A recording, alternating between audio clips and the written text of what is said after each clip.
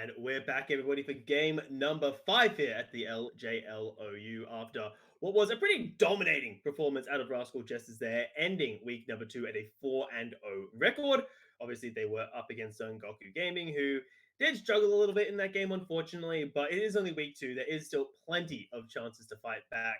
I'm obviously Midnight, still joined by Melvin Izzle for our 5th game of the night over here, and it is a banger.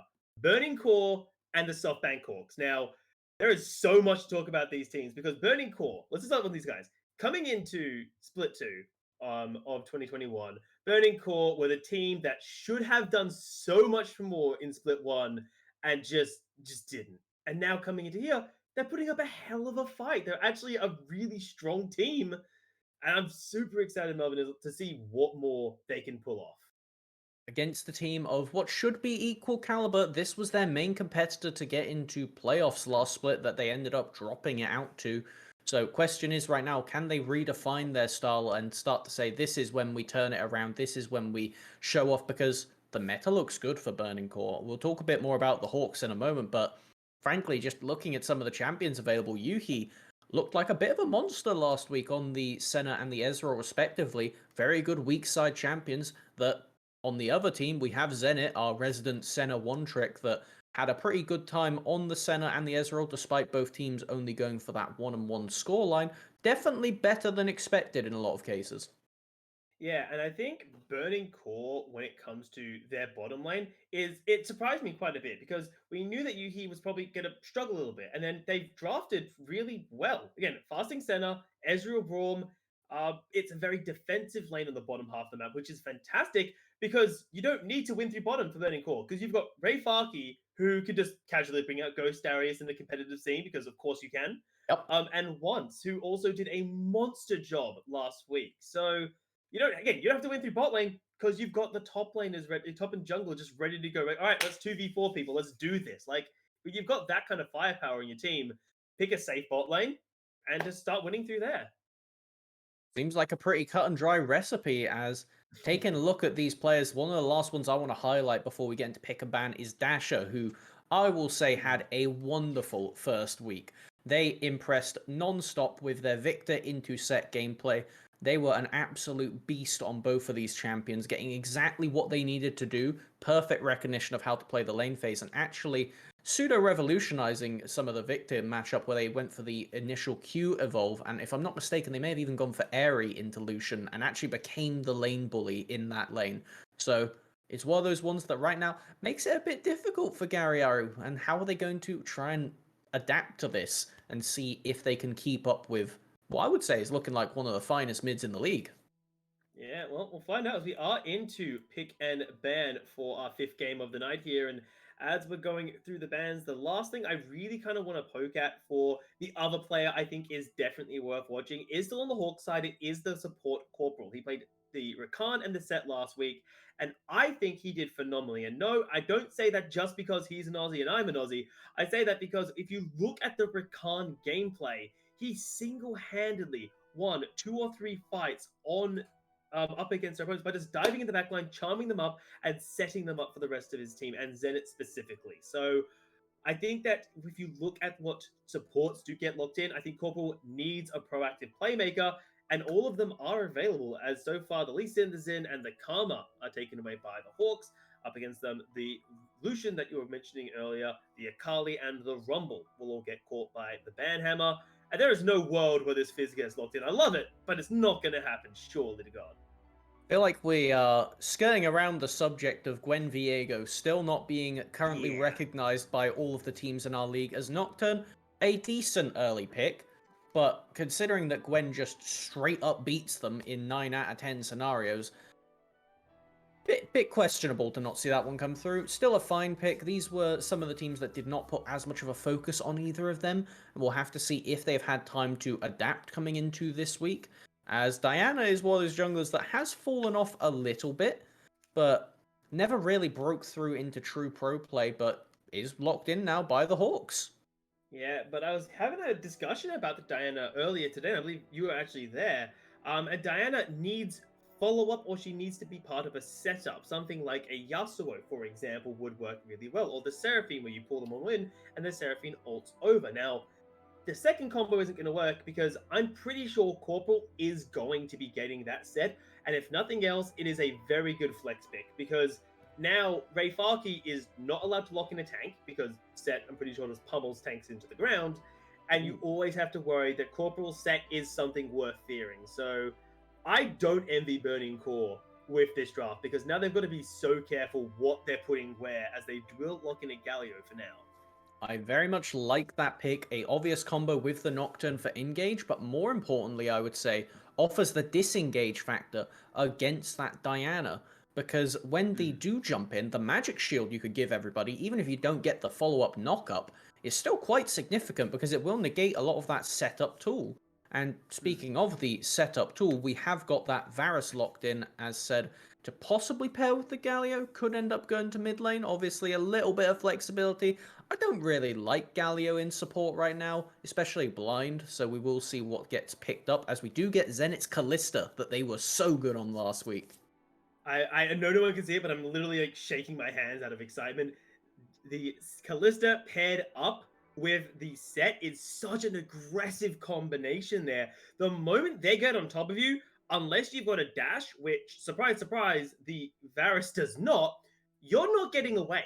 The Callista can hop and run you down. The set can pull you in, punch you in the face, and take you down. There is no escaping Zenith and Corporal on a side lane, assuming that this is Corporal's set, and I adore this setup in the bottom lane already.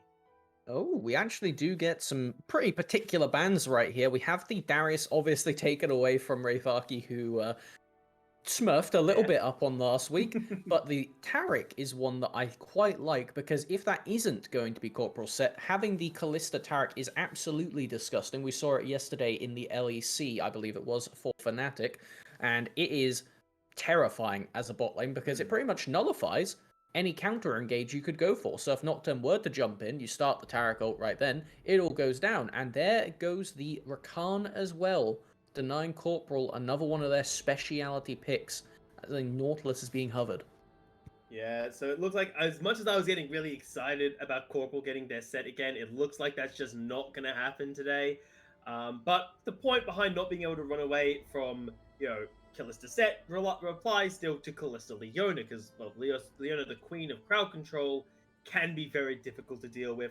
Proud is going to try and circumvent that with the Tom Kench down in the bottom lane, and there we go. The Viego finally gets their time. Hooray!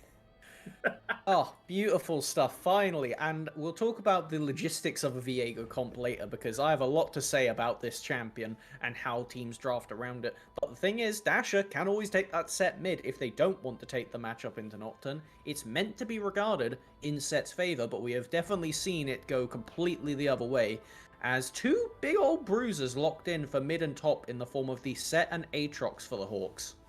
Yeah, and the Hawks have drafted a very beef ball style composition here. You've got very short range, which always worries me coming into games because your wave clear is going to be a lot more questionable for the Hawks with one ranged champion, and Callista's range isn't really something worth bragging about. So if the Hawks ever fall behind, I'm really concerned that they're just not going to be able to clear the wave.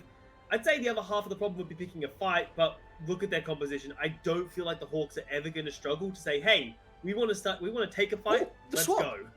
Wait, the what? Swap.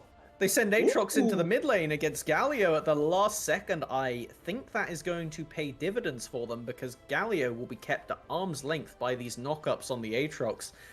Oh boy, feeling Aatrox mid Dasher, I am excited with the form they came in on last week. Getting them on something that could solo win fights, Rocky in the Shy style, I am very ready to see. The wombo combo right there in front of the players is so evident on this squad. Everybody can follow up after everybody, and it is going to be brilliant if they can pull it off, or cataclysmic if they can't. Yeah, but on the other side, because of course I love the Hawks lineup, it's very aggressive. The biggest issue, as I said, is the lack of range. But let's look a little bit at Burning Core here, because they've got some good range out of the Varus, but The Varus, I'd argue, is not nearly as safe as like the Senna or the Ezreal that we witnessed last week. So I think this game is going to be a good test of Yuhi and Proud. Are they able to play something that isn't very defensive? You know, because yes, Tom Kench is good defensively, but Varus is immobile. Varus needs to land their poke. Varus needs to sort of keep a good mixture of keeping the distance, weaving in abilities, landing the autos, setting up the passive. There's a lot that goes into a good Varus performance. So this today, for me, is Yuki's opportunity to say, I am not a black hole of pressure for my team. I am able to go toe for toe with people in the bottom lane. So I'm really hoping Yuki can step up today. We have a lot of confidence actually from the Burning Core bot lane as we load into game. Neither of them going the cleanse. Typically, when you have a Tahm Kench against Leona, they opt to take the cleanse on the ADC's behalf because they eat the ADC if they are not stunned, and then they cleanse to eat the ADC and run away if they are, which is going to be quite significant as we head into sometime around the level 3 mark when the trading is going to get pretty rough on the bot side. Now, let's take a look at where the junglers are starting. Seems to be the set in the top lane for Upperman against this Nocturne. What should be a favored matchup, but in the past has gone critically wrong for the set. Not necessarily Upperman piloting it, but it's definitely not a guaranteed win like every other one of these counter matchups is meant to be. Exactly, and look who he has to deal with. It's Ray Farkey. It's not someone who's just going to sit back and let you just farm up a little bit. Ray Farkey is going to be in your face, trying to kill you 9 times out of 10. So I'm very interested to see if this top lane is as explosive as I'm wanting it to be, or if both top laners will just do the top lane thing where you agree to just sort of let the lane play itself out. I know some top laners just like to sort of just leave me alone, let me farm, leave me on my little island. And I think we'll see how it will be Upperman that has to get things going in this top side, because if they don't, and they get to the level 6 mark, suddenly trading becomes a lot more difficult for the set, because you always have to be wary of trying to dunk somebody with a flash combo when they could just spell shield it. So your gank setup becomes worse because you can't guarantee these kind of things for Tussle, which means that the team needs to be really on point, or, more likely, I think, having Corporal or Dasher making their way to that top side to swing it, as we will get this melee matchup in mid, making it very susceptible to ganks despite having two not so gank heavy junglers. Yeah, I feel like if anyone's going to do that, it will be the likes of Tussle on this Diana, because you've got really good setup in all 3 of your lanes. Their Set can pull them in, the knock-up Aatrox that we talked about earlier, and of course Leona down in the bottom lane is very easy to set up if you're looking for any lane, as opposed to where once, well, oh my lord, Dasher, Garyaru does not need to be bullied like this, mate. I was going to say, look at the lanes that once is realistically going to be allowed to gank. Top lanes are 50-50 because it's a set. The Haymaker will chunk your health bar. Good luck in the mid lane because Garyaru is going to spend their entire mid lane life just being bullied out. And Proud and Yuhi don't have any engaged capacity or even CC out really until level 6. I think the way that I will summarize that actually is Tussle has proactive ganks in every lane, but I would say Once has really good reactive ganks set up in every lane. If you overdive into Rayfaki and they can get the fear off, you are just going to get shredded by these 2 melee bruisers. If you overextend into Garyaru and they get the full CC combo, similar story. Bot lane, if you do overextend into a Tahm Kench, there's a reason they're reworking this champion into an effective top laner on the current patch, because they do so much damage if you do get to overextend and then just get eaten up, spat back out into a free reset for the Viego. So there are options for Burning Core, but they do not provide the same level of proactivity, which the question then becomes, do the Hawks have what it takes to really force the ticket early and make sure they take advantage of having the actual ability to be proactive this game? Well, I think they're able to. Of course, I'm a little bit biased. I did put the Hawks as the team that's going to win this split. So, you know, I may have a bit of a caster bias to that. As I predicted Sengoku last game. Well, look at the top lane right now. We are seeing Ray Farkey's in a bit of a rough situation there. The Wave's in a really bad spot. They can't risk overstaying because they're pretty sure Tussle isn't topside. We did see vision of Garyaru and once, oh my lord, Corporal. I love the aggression. Force up. And what I was saying is we saw Garyaru and once getting vision on that top half of the map there. So Tussle can sort of take a pretty good guess that they've been spotted or at least somewhat tracked with the wards. In fact, they're about to walk right over.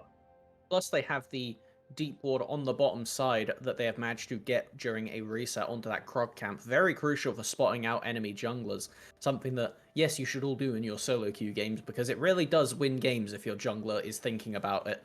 Because now, as you see, they could go for those hefty trades and take a lot of Proud's mana. That Devourer is a hefty cost. As, again, Upperman, I love it. They're keeping the pressure going. Because Brayfarki, yes, they can always end up spell shielding the Haymaker if they save it for that, but that means you've already took the worst end of a trade in the process, so they're never gonna complain with it for Upperman. Yeah, and we're seeing the recall even being forced out of Rayfarki, and part of that was also mana. The forgettable thing about dealing with the set is that it's cooldown dependent. There is no issue of, oh, I need the mana to make this trade, whereas Rayfarki always has to take that into consideration. Will I have enough mana for my spell shield after this trade? Will I have enough for the Fear Tether? Do I have enough to queue so I can get the hell away from the set? So, a lot that they have to take into consideration there, but shouldn't be too bad. Coming back now with the Iron Whip as Tussle will secure themselves the first dragon of the game. And there is something I'm seeing that doesn't make a lot of sense to me. Now, I don't play a lot of mid lane, as Yuhi is in trouble. Corporal actually taking that pretty low there. They could commit. Never mind. So, I want to go back to mid lane for a second. Garyaru on the Galio has gone for a first item tier to the point where they recalled and then TP'd back very early.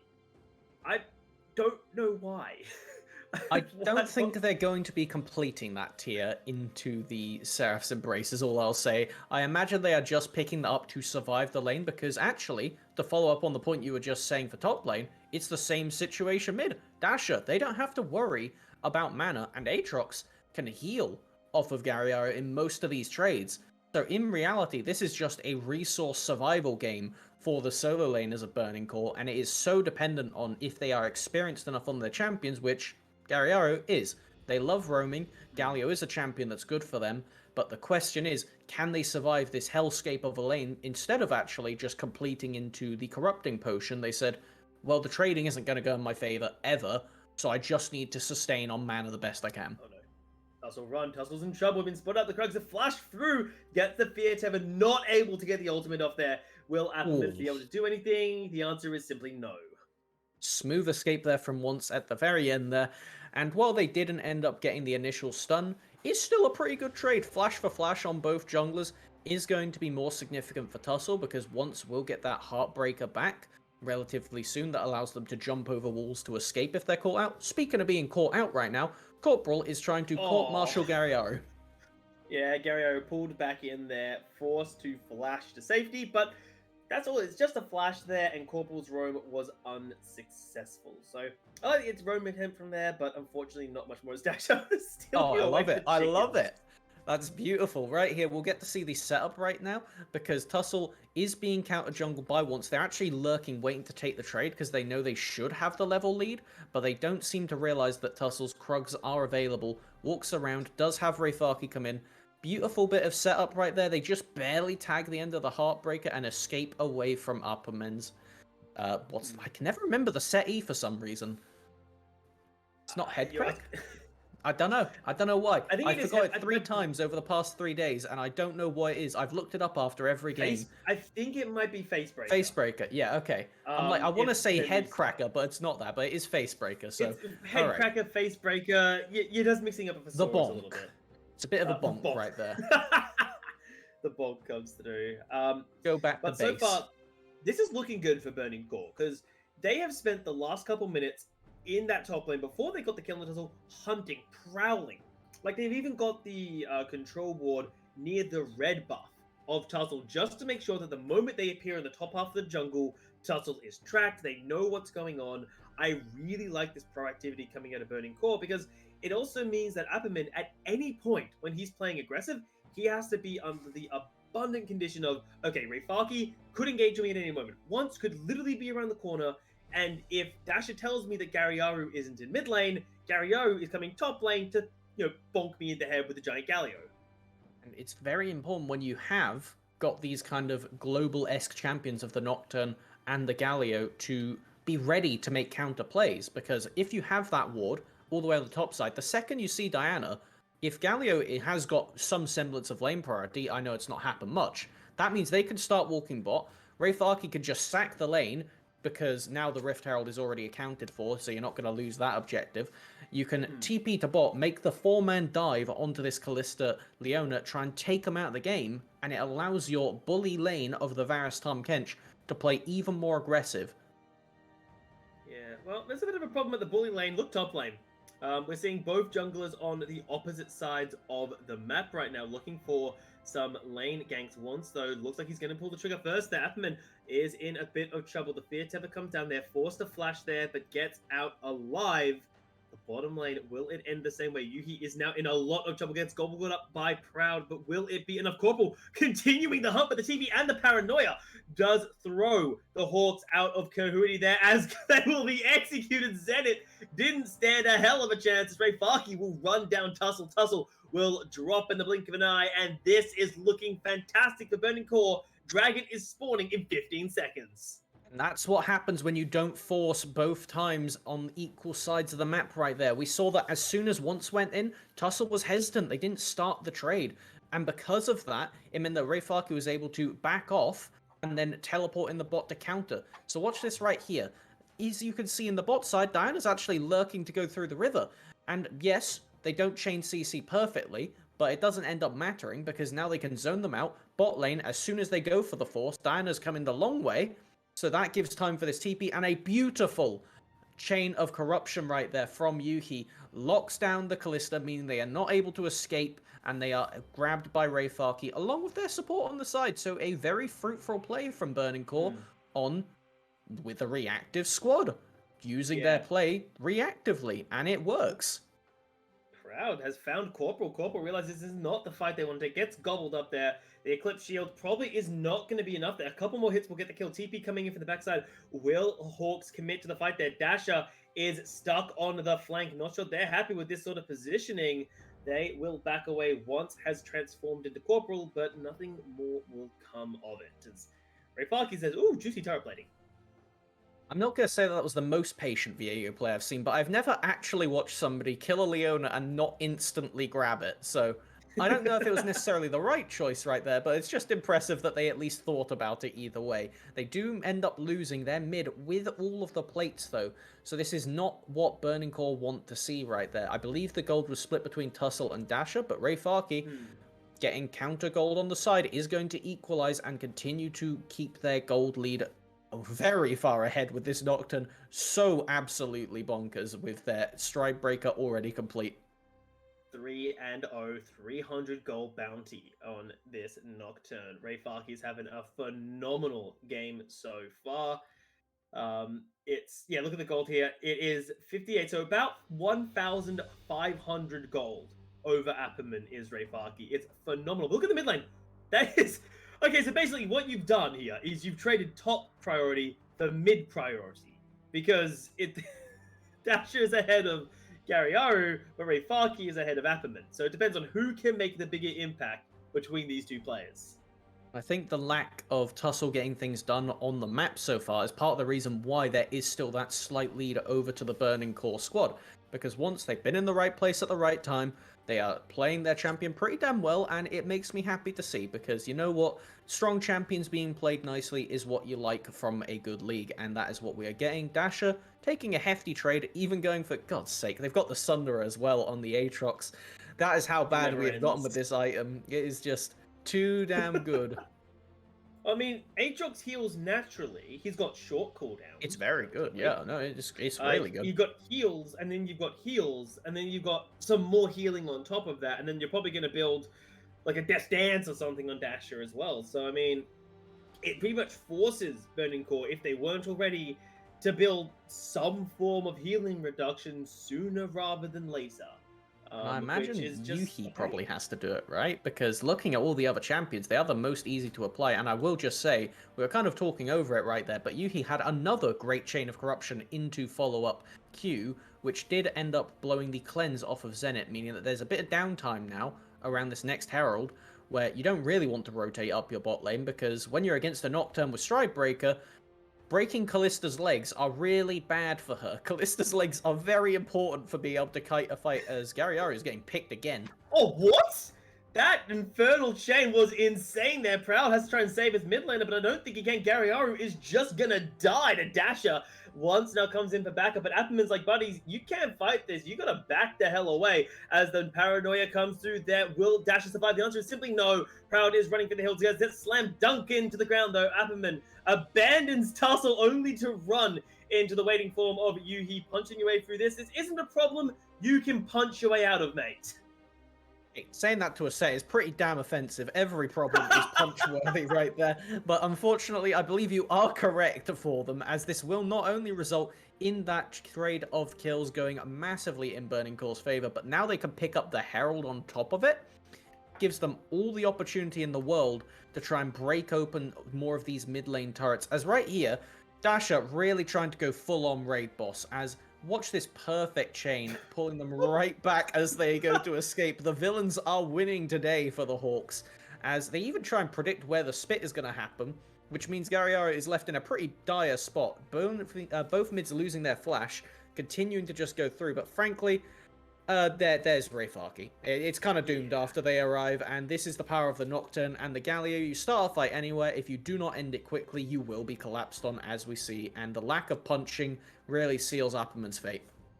Yeah, and I must say, Appleman, if you notice when they're coming down, they take really weird pathing. They path away, they get there, the fight, they then path away from the fight, and eventually just hard dive commit for Proud. It looked a little bit weird to me. Does sound a touch indecisive. Yeah, it looked like it wasn't. Yeah. Sorry, it's every time I see Dasha and Gariari looking at each other, you just have to feel bad for this Galio. Look at it. They are not even close to finishing their item, as I believe they're probably going for the Everfrost to at least hold Dasha at arm's length, but oh boy, I do not think it's going to be very effective, provided they have some tenacity in those runes, and it makes me glad to see that Dasha is at least still the shining light for this team, because it felt like their Victor performance last week, where the rest of the team just kind of fell down while they watched and did everything they physically could, as right now, at least they're being proactive. Yeah, Gariaru is not making it out here. Like the TP and the Paranoia combination, I love how proactive Rayfaki is of it, but unfortunately, there's just nothing you can do in that situation, as he is posturing to get something in the middle lane, but I don't think that the Hawks are going to get punished for that. Does seem that the map will be left open.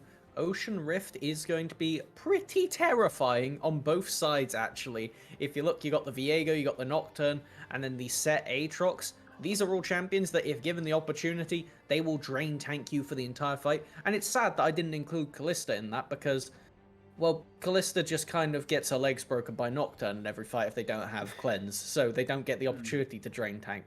So keep your eyes on who Rayfaki is ulting, because if it's not Zenit, then they go into that category and suddenly become a very big problem for Burning Core. But in every other scenario, it's just a rough life for Zenit this game, despite how well they've been able to keep it even in a lane where they were getting bullied. It's not really what you want Callista for, though, is it? Yeah, it's really rough, but there is, I think the saving grace of that is still Corporal. This Leona is more than capable of pulling Rayfaki away from their AD carry, because you've got one spell shield. Leona has like 3 different forms of crowd control. She can lock you down in place. As we're seeing Apperman coming for a flank. Oh my lord, the engage coming in. Tussle has no chill, no time for it. As Zenit is just free hitting, picks up the kill and cleanses the knock up there. And this is a disaster for Burning Core. They're trying to fight it back the best they can, but I don't think they are able to, as they are just forced to run for the lives, run for their heals. But unfortunately, the heals call for their deaths, as Proud will get cut down as well. Proactivity besting reactivity right there. You are not able to collapse quick enough. Your Tom Kench was too far away from the Varus, and we saw a beautiful engage from Tussle and Corporal, so decisive, and that is exactly what you need to see when you have this kind of comp. If you play it slow, you will eventually just lose. Yes, you can wait until item spikes, which is what they have done here, but after that, you need to be forcing, and they are rewarded with the first Ocean Dragon of the game. Yep, that's Dragon number 2 for them, as well as taking a replay of this fight here. Again, it's proactivity versus reactivity, and look at the distance Tussle covers here. Protobelt flash! That's ridiculous! And then, followed up by the knockup, you have no escape if you're Yuhi, and they actually spit Reifaki out to get them into the fight quicker, once even being forced to escape immediately after because Upperman just dunked them into the squad. And frankly, there is no escape from here for Proud as the raid boss of Dasha runs over this frog and is going to leave them in a pretty weird spot. The gold lead is now back in the Hawks' favour. That Rift Herald right there got absolutely nothing done. And with this mid lane still up, it means that now your global plays are slightly mitigated. But they're actually going to try and dive now for Burning Core to get something done here. I don't know if it's going to pay off. Yeah, Once was looking for something, but unfortunately, Tussle did have backup there, so couldn't commit to the fight. We saw Reifaki was hungry for something as well, but the idea for Once and Reifaki is to catch someone by themselves, and well, as we saw, Tussle had backup there, can't really make that sort of commitment, and proactivity that we saw from Burning Core is sort of dying out now. They're only really playing proactive around Reifaki and Once, and when they make a play like that that doesn't work, they're stuck waiting for their cooldowns again. And the issue is, when you're playing these global comps, keeping your tier 1 towers alive are way more important than with other compositions. It's something that I'm sure was talked about a lot with Ziggs last year and over the course of many splits. But the thing is, when you have this Galio and you have this Nocturne, if you have tier 1 towers available on your side, it means you can always safely rotate through the map and get to the widest area possible, especially the mid lane one. It means that if you have Galio or Nocturne in that area, it takes no time for them to roam either way. But when you're playing against a team, you want their tier 1s absolutely gone.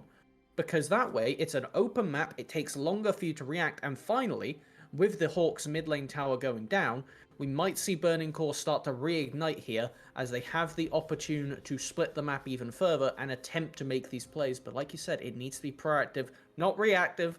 Oh no. Preferably with your mid laner alive is a good step there. The Everfrost buys time, but I'm not sure it's going to stop Dasher, who has found Once. But Dasher is feeling this, and I don't blame it. They're healing! What the hell? Dasher basically has more health than when he started that fight. And that is the nature of having the healing reduction versus these Sterax right there. It does not matter if you do not let your ally out-sustain you, or enemy out-sustain you, as Once on the Viego going for almost an identical build at this rate, but they do not come packing with the resistant shoes of Aatrox. Actually going for the CC ones because, well, you're against a Leona. It's kind of essential to go for the CC shoes or for something that at least can remove it like the Cleanse, which, again, Burning Corp, continuing to be a bit overzealous, do not seem to recognize the fact that, hey, if we have a step too far up, there is that kind of whole wombo combo that we just suffered from. I wonder when the next time that'll happen again, as right now, the Hawks are grouping on mid and looking pretty scary with this dragon up very soon. Yeah, I mean, Dash is being engaged on here in a 3v1. It flashes out, and that's kind of the end of it there. Solar Flare goes wide. Reifaki dives into the backline, but that has left Zenix alone there on the backline. This Callista can just stack the spears in. Will it be enough for the team fight coming through here as the Hawks are backing away? But they're okay with this, not really losing too much. Just Corporal Tussle could look for something that has their flash available. Carry on. The Scuttle Crab's tankier than the mid laner of Burning Core right now. Managed to barely get away with their tail between their legs, and as you see, they have now given the Hawks priority over the map, because when you're that chunked out, you don't really want to immediately start the Baron, because, well, you can just get collapsed on by Aatrox immediately after, and while they don't have the ultimate available, it is still a very terrifying prospect. It is a relatively short-range comp, though, from the Hawks, and as you can see here, choke points are really where you want to thrive if you're a Burning Core member. Dasher, going to try and get a flank on mid lane, is spotted out, stunned, immediately followed up, and I like what Corporal does here to try and collapse on Once, but they adapt and just say, I'm going to be in the way, it doesn't matter if I die, because as you see, Zenit can yeet me to safety, and look at all of the collapse damage that the Hawks are able to pump out. I know it is just a mess of colours, but consider the fact that there's only 4 members of the Hawks for a majority of that fight, and they still managed to leave so many people low. Really not what you want if you're a Burning Core team. You want to have either everybody split out or a pick like this. Yeah, looking for something there, but nothing really more coming of it. Tussle and Corporal, though, getting nuked down, and that will give up this dragon as, well, look at that mix and making trades here. Hawks are deciding to keep Dasher on the top lane there. They will trade a tier 2 turret for the tier 1 and bottom, and of course the dragon itself. I'm not sure I'm happy with that trade for Burning Core, but at least they got a dragon. And actually, no, wait, that's fine because Hawks Dasher wasn't able to pick up the turret. Definitely going to be worth in that case, and does mean that you get to take a pretty safe, we'll call it, reset, where you don't need to be too worried about the Hawks walking immediately to the Baron, and does allow them to come back on the map, and again, continue to try and play around this objective that frankly ends the game, because we haven't really addressed it outside of when you said in the champ select, but there is not much wave clear this game. There is Yuhi, and that's frankly it on both teams, so whoever gets Baron can really do whatever the hell they want.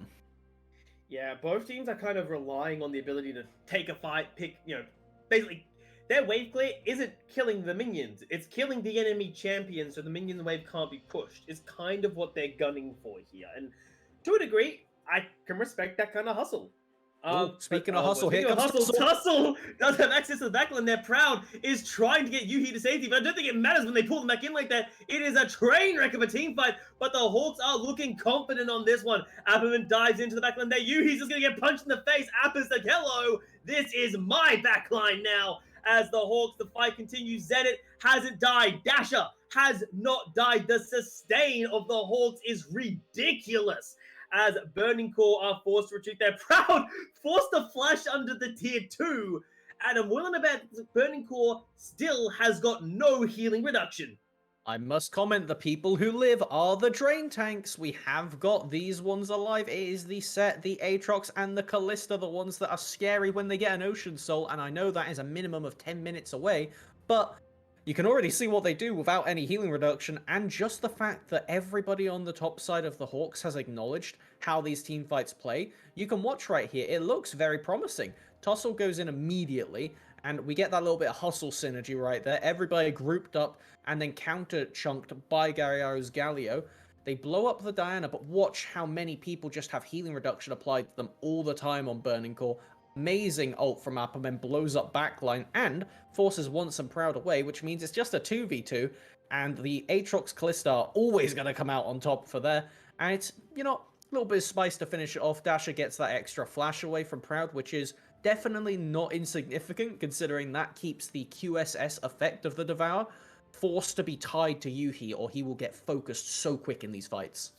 It seems weird to look at the damage value charts. Notice that Burning Core did more overall damage and still lost the fight.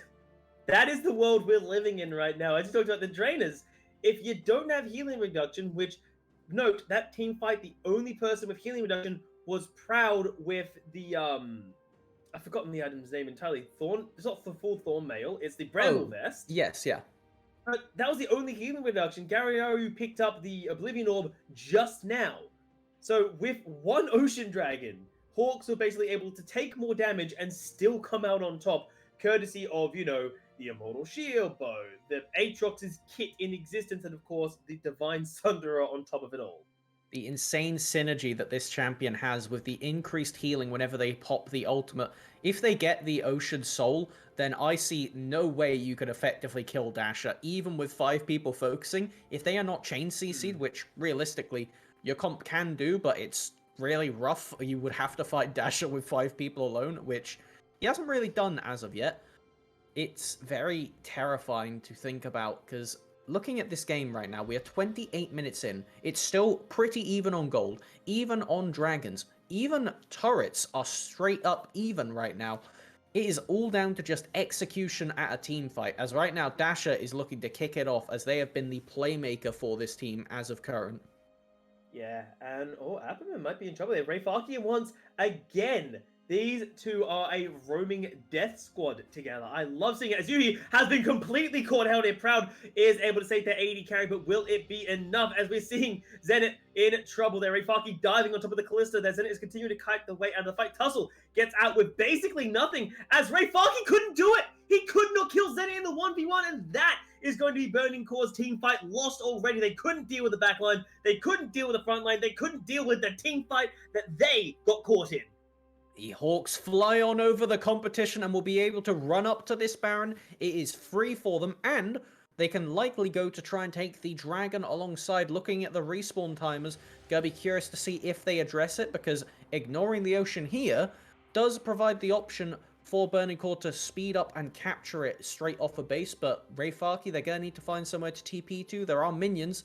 Only question is, what do they prioritize as we get into the replay?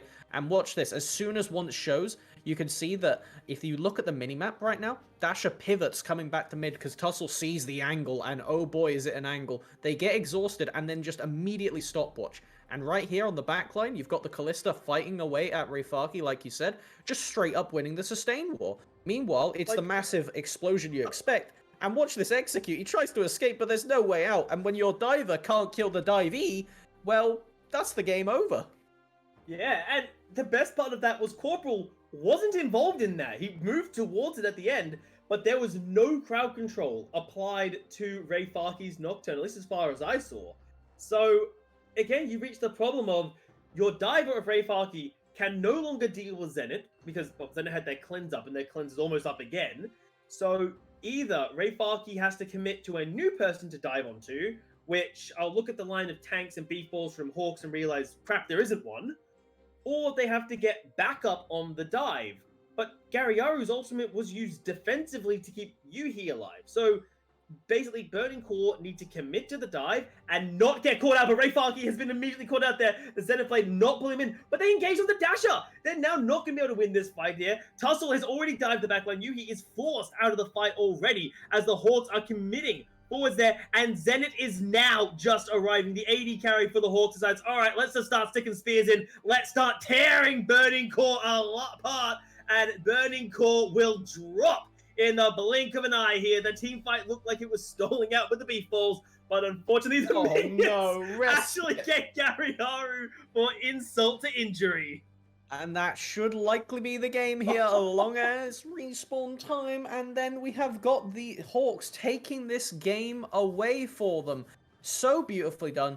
And one last thing I want to touch on is the itemization right there. It all came down to healing reduction. And look on down to Corporal. They have got that lovely little item, the Abyssal Mask. Amplifying damage for your team means that the enemy get burst out more effectively, and you don't get to heal. It's so beautiful, and the Hawks definitely deserve this win. So beautifully played.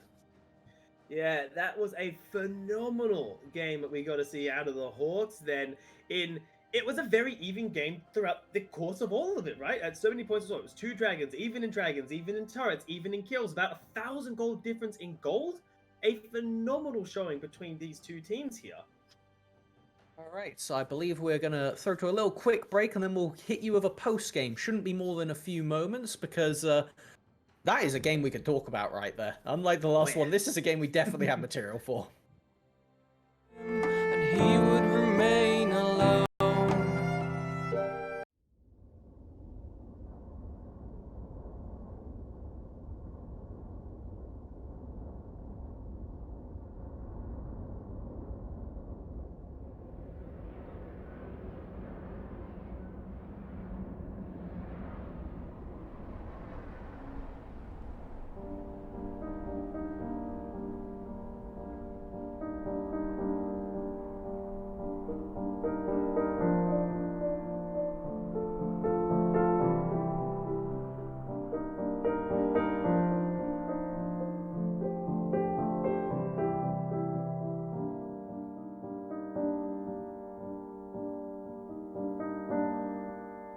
Every child in Valorant has heard the tale before about the cursed mommy boy who felt his heart no more. So sad and lorn, the helpless lad, Amumu was his name. He ventured out to find a friend and learn about his bane.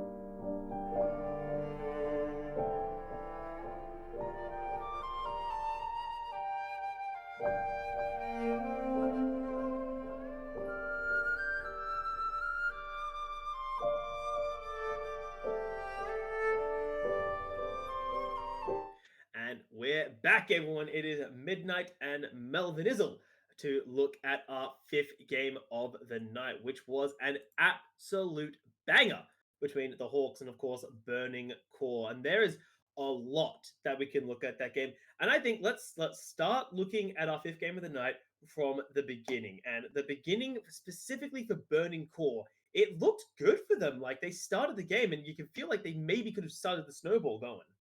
They realized Viego existed, and frankly, that is something that this league can really benefit from. As we see, they got off to a massive lead, synergizing beautifully with Rayfaki. It was that top side gap that you were alluding to, where it is important for them to get ahead, and they recognized it so well, even using that top side lead to inadvertently help bot lane by getting deep wards in the jungle. They knew exactly where Tussle was, which meant that you could have a really aggressive bot lane. Yuhi was playing completely fine on Varus. They got some great chains of corruption, and the only thing is, didn't really continue for the rest of the game.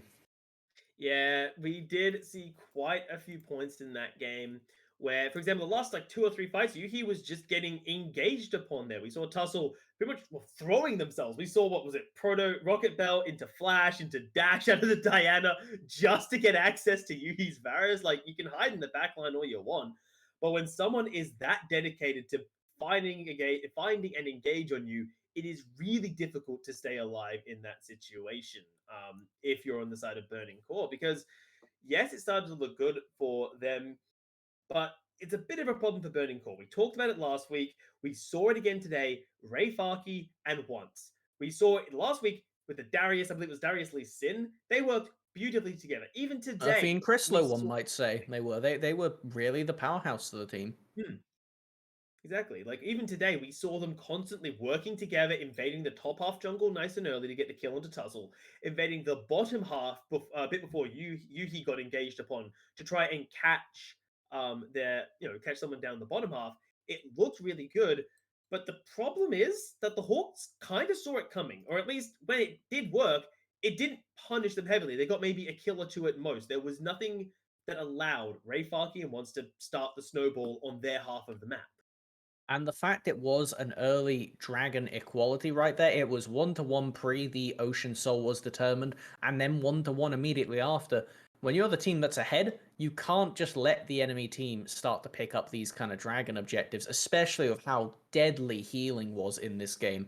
And I think that perfectly moves on to what I was going to say for the itemization gap right now. Dasher and Corporal really navigating that shot beautifully, immediately picking up that melee healing reduction on Dasher, and then everybody for the Softbank Hawks, short of Zenit, had one itemization that could do something of that sort. So very well done from that team, recognizing how the fights would play out, with how important Divine Sunderer was, how reset-based Viego is. If he gets chopped down to size before they get into another form, it doesn't matter who the form is, because they're already missing health, and as we saw once or twice, you really don't want them stealing Dasher, who was by far my MVP of that game. They were a monster on this Aatrox counter pick into the mid lane Galio, and this game, this player has impressed me every time I've seen them as of current. Yeah, Dasher was a bit of a hit or miss player in the first split of the year, but coming in now, they have performed phenomenally coming in here.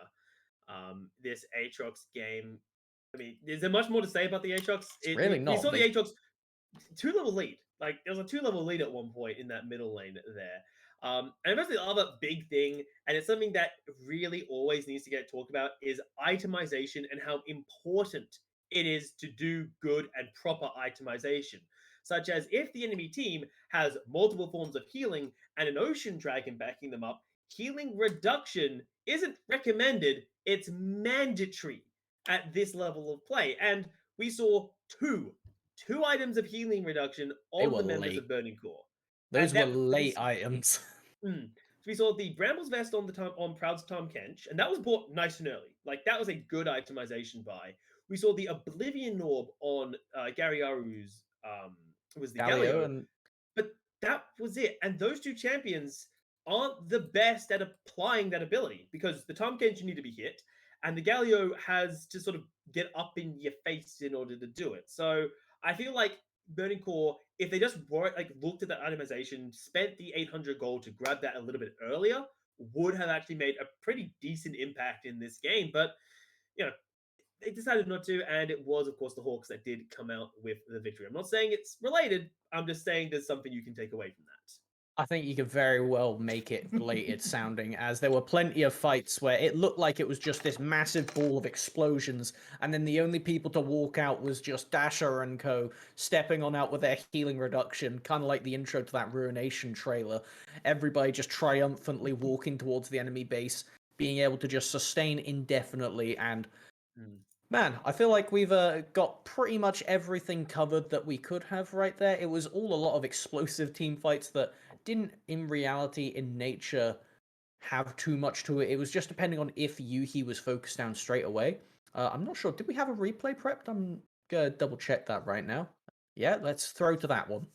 Let's see that last fight that pretty much encapsulates the game.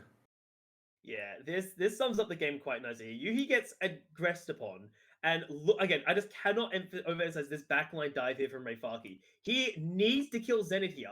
No healing reduction, so Zenit just keeps hiding. And then look at the rest of the fight here. Burning Core are lost. Yuhi is Yuhi's actually already dead. Didn't use Flash to get out there. Garyaru's like, crap, I got to get out of here. I can't be here. And once throws themselves into the fight there. But there isn't anything to do there. With Yuhi already dead and Rayfaki failing the dive onto Zenix in the backline, you've got no follow-through damage. You've got really nothing coming out there that you can actually perform. And I think that is all said and done. A good performance from the Hawks. We'll have to see if they can follow it up against Axis next. They are going to be brought to you for the rest of our day by Counterfeit and Yulway. So hopefully best of luck to them. And I mean, if they have as good games as we've had so far, it's going to be another cracking day of